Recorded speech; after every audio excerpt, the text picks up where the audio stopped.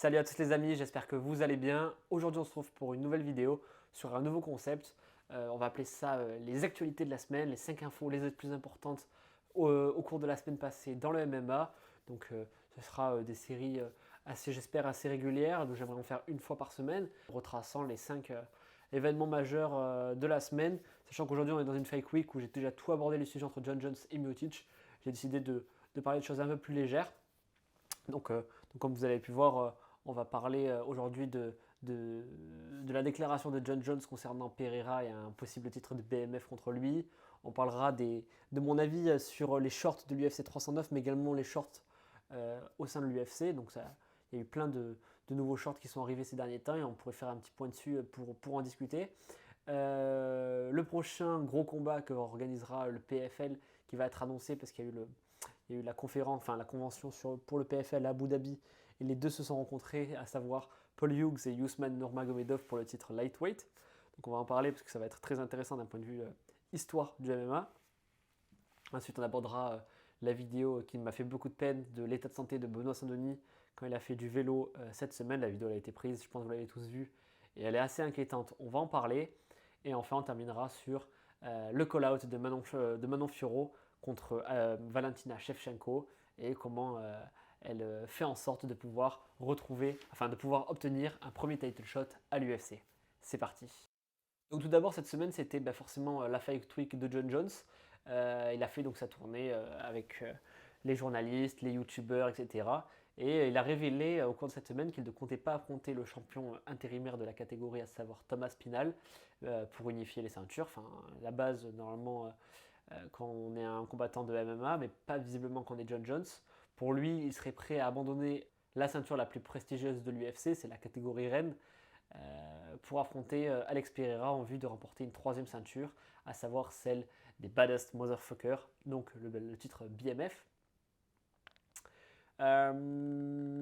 Intéressant, c'est rare de voir un combattant qui est prêt pour sa legacy à éviter autant son concurrent direct. Surtout que là, c'est un concurrent assumé. Il n'y a pas de débat normalement à avoir quand on a un combattant intérimaire dans sa catégorie, un champion intérimaire dans cette catégorie. Pour moi, alors dans un premier temps, je serais énormément hypé s'il y avait un combat entre John Jones et Pereira pour une troisième ceinture pour l'un ou l'autre. Pour un combat BMF, ce serait exceptionnel. On sait toute la mythologie qui va avec. Et ce serait un combat super intéressant à voir d'un point de vue consommateur de MMA. Est-ce que d'un point de vue sportif, c'est le combat à faire? Je pense pas. D'un point de vue commercial, c'est une évidence, je viens de le dire. Mais d'un point de vue sportif, je pense pas. Déjà, je pense qu'au vu d'un affrontement possible entre Pereira et John Jones, on sait tous que Pereira, c'est un champion du Glory, c'est un kickboxer, il va rarement au sol. Et, euh, et John Jones, c'est tout l'inverse, c'est-à-dire qu'il a peut-être une boxe moins bonne, mais en termes de grappling et de lutte, c'est juste peut-être un des meilleurs combattants de l'histoire avec Khabib Nurmagomedov. Euh, donc pour moi, il y a pas débat. Je pense qu'Alex Pereira, lui, boxe en ligne, tandis que John Jones, lui, va juste avoir à se décaler et je pense qu'il le soumettra. Je pense pas que ce soit un combat qui a un pronostic très serré. Je pense que dans cette configuration, John Jones pourrait battre rapidement Alex Pereira. Enfin, quoique ne jamais enterrer Alex Pereira, il a un KO power énorme. Mais pour moi, quand je dis ça, c'est surtout dans l'idée de se dire que face à Thomas Pinal, c'est beaucoup moins c'est beaucoup moins risqué d'affronter un Alex Pereira que d'un Thomas Spinal qui lui est jeune, il va venir au sol, il est black belt de jiu-jitsu brésilien. C'est beaucoup plus risqué d'affronter pour sa légende Thomas Spinal qu'Alex Pereira. Donc, euh, donc c'est assez dommage. Moi j'aurais beaucoup aimé voir un John Jones à Spinal. Mais pour vous dire ce que je pense réellement au fond de moi, je pense que Caspinal laisse pour mort John Jones. Je pense qu'il n'en fait qu'une bouchée. Et je pense qu'il n'a pas envie, comme on dirait sur Twitter, de s'être fumé pour ce combat John Jones. Mais en fait, voilà, après, pour un combat pour la Legacy, voir Pereira contre John Jones, moi, ça m'attirerait énormément. Sachant que j'avais déjà fait une vidéo sur un possible Pereira-John Jones sur une de mes premières vidéos. Et j'avais expliqué que, en l'occurrence, si Pereira venait à battre John Jones et récupérerait la ceinture des poids lourds, ce serait juste le GOAT du MMA. Donc Pereira aurait une vraie chance. Là, cette fois-ci, ce serait donc, si je comprends bien, pour une ceinture BMF. Alors, je ne sais pas comment ils s'arrangeraient s'ils vont créer une deuxième ceinture BMF pour les poids lourds. parce qu'on sait tous que bah, la ceinture aussi entre les featherweight et les lightweight de l'UFC, enfin surtout les combats se font surtout en lightweight, c'est à Holloway, bon bref, je passe ces détails-là. Donc est-ce qu'ils vont créer une deuxième ceinture? Ce serait très intéressant à savoir. Et en même temps, apprendre qu'un possible Pereira-John Jones pourrait se faire, ben moi ça m'excite énormément. Et moins qu'un Aspinall Jones, mais d'un point de vue commercial, c'est sûr que Pereira-Jones, ça vendrait à mort. Donc voilà. Maintenant j'ai une question pour vous me mettrez la réponse en commentaire. C'est plutôt, est-ce que vous préférez voir, enfin, est-ce que pour vous d'un point de vue legacy, une défense de titre, donc une deuxième défense de titre s'il battait Miocic, John Jones, serait plus important et plus prestigieux qu'une troisième ceinture à l'UFC, à savoir après celle des light heavyweight, après celle des heavyweight, la ceinture BMF. Est-ce que ce serait une plus grande legacy d'avoir cette troisième ceinture ou avoir une défense de titre supplémentaire dans la catégorie reine? Ensuite, on va passer donc au second sujet, à savoir les shorts custom à l'UFC. Je pense que vous avez vu tous constater que l'UFC désormais donne pour ces événements numérotés des shorts customisés pour leurs combattants, pour le co-main event, le main event, etc. Et pour de rares exceptions. On a déjà eu les shorts d'Holloway, de Topuria, de Pereira, de Moreno, de Gaethje, de Pimblet, de Buckley. Et cette semaine, nous avons eu le reveal des 4 prochains shorts pour l'UFC 309. Donc celui de John Jones, de Stipe Miocic, de Michael Chandler et de Charles Oliveira. Bon, moi je suis graphiste dans la vie moi je suis graphiste dans la vie de tous les jours, donc c'est mon travail d'analyser ce genre de petits détails. Et pour vous dire ce que je ressens, c'est que je suis très déçu. En fait, mis à part le short de John Jones que j'ai déjà commandé parce que je suis un énorme groupie, à part le short de John Jones, je trouve que les autres sont catastrophiques d'un point de vue création.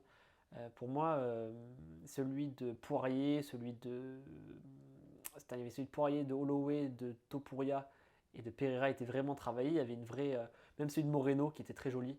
Les quatre avaient un vrai travail de stylistique euh, qui était clairement dans la vibe du combattant. Pareil pour celui de enfin, dans une moindre mesure celui de Pimblet, qui était le même qu'il utilisait au Cage Warrior, à savoir la couleur orange. Il avait demandé à l'UFC d'avoir un short de la couleur qu'il aimait porter à ses débuts au Cage Warrior. Et là, on a, enfin, sur les 4 shorts, on a un genre de Stipe Miocic avec le drapeau de la Croatie en fond de noir et blanc avec un léger damier. Enfin, c'est plus un short, j'ai l'impression, de piscine que de MMA. On a le short aussi de Michael Chandler qui est juste quelques étoiles américaines. Et encore celui-là, je pourrais le sortir du lot en disant qu'il est à peu près passable. Mais celui de Charles Oliveira, je le trouve catastrophique. Je trouve que ce visuel un peu art moderne, etc., ça représente pas du tout le combattant. Déjà les couleurs rouge et bleu, je trouve que ça lui va pas du tout. Il y avait une photo, si j'arrive à vous retrouver, je vous la mettrai dans le montage, mais qui était jaune et vert, et je trouvais que c'était beaucoup plus parlant déjà pour Charles Oliveira. Mais là, je suis clairement déçu par, euh, je suis clairement déçu par le visuel qui nous est proposé pour ces combats. J'espère qu'à l'avenir, il y aura un vrai travail qui sera fait. Euh, Moi, j'adore celui par exemple de John Jones. Je trouve qu'avec les deux lions, on dirait presque des démons. La citation Philippiens 4.13, la croix. Bon, moi, c'est forcément d'une, ça me parle. Mais surtout que je trouve qu'il y a une beauté esthétique qui dégage quelque chose. Alors quand on compare avec celui de Stipe Miocic, rien se dégage. Et je trouve ça très dommage. C'est clairement une honte. Enfin, pour moi, le visuel de Miocic, hein, c'est un logo à poser en opacité réduite. Et clairement, ça gâche, je trouve, l'aura que pourrait avoir un short avec un vrai damier croate, bien peaufiné, avec des effets, des motifs. Enfin, je trouverais ça génial. D'ailleurs, regardez hein, le maillot de la sélection croate. Il est très simple, mais qu'est-ce qu'il envoie? Et j'aurais aimé quelque chose d'un peu similaire pour Stipe. Maintenant, j'ai une question que je me pose, c'est je ne connais pas le temps que passent les équipes de chaque combattant dans le processus de création de leur short avec Venom et l'UFC, ou alors est-ce que c'est juste uniquement l'UFC et Venom qui chapeautent ça de leur côté? Et là, en l'occurrence, il y aura un vrai problème entre les différences de visuel entre un Topuria par exemple et un Michael Chandler. Quoi. Il y a vraiment une différence de fou sur les créations et j'aimerais en savoir plus. Je n'ai pas la réponse. Peut-être que vous pouvez me la donner, mais ça pourrait être très intéressant d'en apprendre davantage. Ensuite, maintenant, pour la troisième actu de la semaine, je vais vous parler du face-to-face qu'il y a eu entre Ousmane Nurmagomedov, le champion du Bellator et du PFL. J'ai toujours du mal à différencier les deux. Et Paul Hughes, prétendant au titre, qui avait déjà call-out Ousmane Nurmagomedov il y a 3 semaines lors du PFL Battle of the Giants avec Ngannou et Ferreira en main event. Donc Paul Hughes, il avait annoncé clairement la couleur dans ce combat. À la fin, en battant déjà Maki, en étant vraiment prétendant au titre. Et il avait annoncé en conférence de presse pour forcément faire augmenter sa visibilité, qu'il voulait faire un Daghestan contre l'Irlande 2, en référence forcément au combat entre Khabib et Conor McGregor.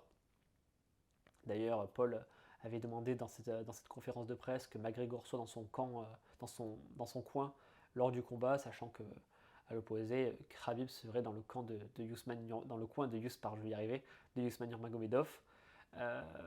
C'est un combat qui me hype le plus d'un point de vue du PFL parce que j'adore la personnalité de Paul Hughes. J'aimerais savoir ce que va devenir le frère de Khabib. De Khabib, je sais jamais comment le dire. Il faudra un jour que j'arrive à trouver la réponse. C'est un des combats qui me hype le plus. En plus, c'est compliqué en ce moment de hyper les combats du PFL. Ils ont encore mis la vidéo de Cédric Doumbé en highlight sur YouTube récemment. Alors, le combat, il a déjà eu il y a 1 an et demi. Ils n'ont rien à se mettre sous la dent depuis.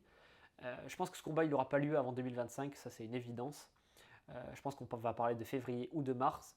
En tout cas, le call-out, enfin le premier face-to-face a été réalisé. Je pense que ça va être à peu près les mêmes dates, si je ne me trompe pas, que les rumeurs qu'il y avait eu entre Baki et Doumbé 2. Donc ça pourrait être une très très grosse carte pour le PFL. En tout cas, moi j'ai très hâte de voir Paul Hughes combattre sur cette carte. C'est un combattant que j'aime énormément. C'est peut-être une des cartes en dehors de l'UFC qui m'intéresse le plus là sur les prochains mois et surtout pour début 2025. Alors à ce stade, j'ai aucune idée d'un pronostic à donner. Je donnerais peut-être l'avantage au champion forcément, parce qu'il est champion, à savoir Usman Nurmagomedov. Mais Paul Hughes, il a un vrai talent. Moi, j'ai beaucoup aimé son dernier combat. J'adore sa personnalité, j'adore le côté irlandais. Enfin, moi, ça me plaît énormément. Et j'espère qu'on va voir la réponse très vite. Donc, en l'occurrence, pour l'instant, je partirai sur Usman, mais à voir pour la suite. Pour cette avant-dernière info de la semaine, on va parler de l'état de Benoît Saint-Denis. Parce que je pense que vous avez tous vu cette vidéo, enfin moi qui m'a fait énormément mal au cœur, je ne sais pas pourquoi, parce que j'adore ce combattant, mais c'est la vidéo qu'il a postée, je vous la mets devant vous, sur les réseaux sociaux, où on le voit en train de faire du vélo. Moi, elle m'attriste énormément parce que j'ai l'impression qu'il a pris un énorme coup de vieux, il paraît vachement affaibli, je ne sais pas si c'est trop, si c'est l'angle, si c'est le grain de la vidéo, des fois ça peut jouer, la colorimétrie, mais il y a un vrai sujet de santé là à traiter avec Benoît, parce que en 2 guerres qu'il a eu avec Poirier et Renato Moicano, son visage est complètement défiguré. La calvitie, elle n'a jamais avancé aussi vite. Il a clairement plus de cheveux, enfin il a très peu de cheveux. Il paraît tout fade, tout morose. Donc ça me fait énormément de peine de le voir dans cet état. Donc en plus, il a fait des déclarations là sur les réseaux où il s'énerve un petit peu, où il essaie de remettre les pendules à l'heure de ce qu'il a pu se dire le concernant. À juste titre, peut-être, j'ai pas la réponse. Euh, mais il a teasé un potentiel retour en disant qu'une bête affaiblie, c'était une bête affamée, enfin quelque chose dans ce style-là, mais qu'il teasait un potentiel retour. Et non Benoît, non Benoît. Tu restes à la maison, tu prends soin de toi, tu prends soin de ta fille, tu te reposes, tu vas à l'étranger pour aller faire des vrais camps, aller chercher une nouvelle team, va à l'American Top Team, va à Kill Cliff, fais une vraie préparation, réconcilie-toi avec Daniel. Ça n'arrivera pas au vu de la BD, mais réconcilie-toi, retourne vraiment t'entraîner, sors de ton camp avec tes rugbymen, reviens-nous en forme, arrête de vouloir rester en petit comité et à vouloir après faire des guerres, etc. Parce que ça va courir à ta perte. Je pense que là, si tu y a une redéfaite trop vite, ça pourrait plomber le crédit qu'a BS2 pour Dana White. Il n'a toujours pas descendu en classement alors qu'il a encore perdu. Surtout que c'était un massacre. Donc reviens en pleine forme, ne gâche pas tout ton travail en voulant forcer sur le moteur. Prends soin de toi, refais-toi une seconde jeunesse et reviens en forme. On a besoin de toi pour le MMA français, donc calme, prends ton temps, entraîne-toi, améliore-toi et on se revoit très vite, Benoît, à l'UFC.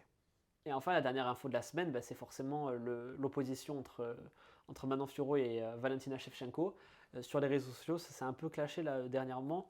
Manon Fiorot qui essaie qu'elle est la prochaine normalement sur la liste pour un title shot pour la catégorie des flyweight. Donc il me semble que c'est moins de 57 kg de l'UFC, si je ne me trompe pas, donc la catégorie féminine. Elle sait que sa place est menacée parce qu'il Il y a eu des déclarations qui ont été faites avec d'autres combattantes, d'autres contenders, pour potentiellement être la prochaine sur la liste. Et maintenant, on sait qu'elle ne jouit pas d'un crédit popularité auprès de l'UFC. Et elle était clairement en train de se faire griller la place. Et qu'est-ce qu'elle a fait? C'est qu'elle a commencé à trash-talker Valentina en disant des phrases du style, je vais vous les citer: Valentina, arrête de faire attendre les gens, faisons ce combat rapidement, que je puisse t'envoyer à la retraite et passer à autre chose. Shevchenko lui a répondu en affirmant: tu perds, tu pars à la retraite. Point d'interrogation, jeune mal élevé. Et Fiorot termine en poussant, en répondant: je la prendrai sérieusement quand tu auras signé le contrat, foutu chouchou du professeur. On sent bien à travers ces déclarations que Manon, elle ne veut pas se faire griller la vedette, qu'elle veut garder son title shot bien au chaud. Elle a dit qu'elle allait, s'il fallait l'insulter tous les jours pour l'énerver et gagner cette place, elle le ferait, donc elle est hyper déterminée. Je pense qu'elle a senti le vent tourner ras de ses oreilles et qu'au vu de ses perfs, elle méritait complètement ce title shot. Elle a essayé donc décidé d'utiliser ces armes-là. Moi, je suis d'accord avec elle, même si elle n'en pense pas un mot, parce que je pense qu'on peut la connaître un minimum et savoir qu'elle n'est pas comme ça. Mais c'est tant mieux, il faut ça pour pouvoir s'affirmer auprès de l'UFC. Elle le mérite totalement, et en plus, je suis certain que d'un point de vue technique, elle l'emportera totalement face à Shevchenko. Je pense qu'elle est bien meilleure. Ses derniers combats l'ont prouvé. Elle a une palette assez énorme. Je crois qu'elle avait fait du Muay Thai, elle a fait du karaté. Elle a une palette énormissime, et je pense qu'au vu de ses dernières victoires récentes, elle va écraser Valentina Shevchenko. J'espère, parce que ce sera la première ceinture UFC française. Alors, ce sera dans la catégorie féminine, mais qui est une catégorie qui, comparée à d'autres sports, c'est aussi prestigieux qu'une catégorie masculine. Et ça, c'est chouette. Donc, tant mieux. J'espère qu'elle va réussir à obtenir ce title shot. Je pense que Shevchenko est déterminé à l'envoyer à la retraite et vice-versa. Donc, ça va être chouette à suivre. Voilà. Donc, merci à tous de m'avoir écouté pour ces 5 petites actualités de la semaine. On va en faire d'autres la semaine suivante pour parler de l'UFC 310, d'autres événements qui vont nous marquer tout au long de cette semaine. Quant à nous, on va se retrouver forcément dimanche pour le débrief de l'UFC 309. J'espère qu'il y aura peut-être une petite vidéo qui sortira entre temps, mais je pense pas. Enfin bref, ce sera cette vidéo-là, sûrement la dernière avant l'UFC 3, le débrief de l'UFC 309.